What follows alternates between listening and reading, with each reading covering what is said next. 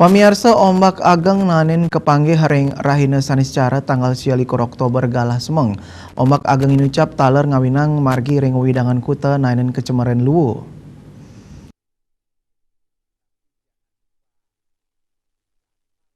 Kepala UPT Balawista Kuta Ketut Ipel Galahe Lintang Mausang kahanan sekadi inucap nenten sida ketar kayang becik. Napi malih rauh mangkin sampun ngeranjing pengrauh sasih Sabah miwah angin barat mejantan patut poleh uratian. Pengunjung taler keaptiang stata waspada tur nguratiang kewentenan rambu larangan berenang. Lianan punika, ritepengan mangkin akeh luwu kiriman merupa tarumi wah tieng sane dahat baya majeng pengunjung sane pacang meparikrama ring pesisi. Ya diastun kahanan pesisi rauh mangkin sampun dayan deg-deg nanging pengunjung wiadin krama mangdes tata waspada. Napi malih pengrauh sasih durung memargi becik.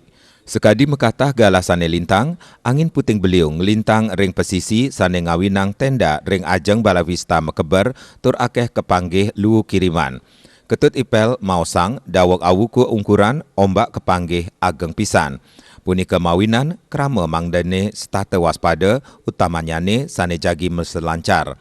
Ring sejeroning usaha ngeraksa keterptian pesisi, baik ketandane sampun rajak nyelehin sepisanan masang bendera larangan berenang.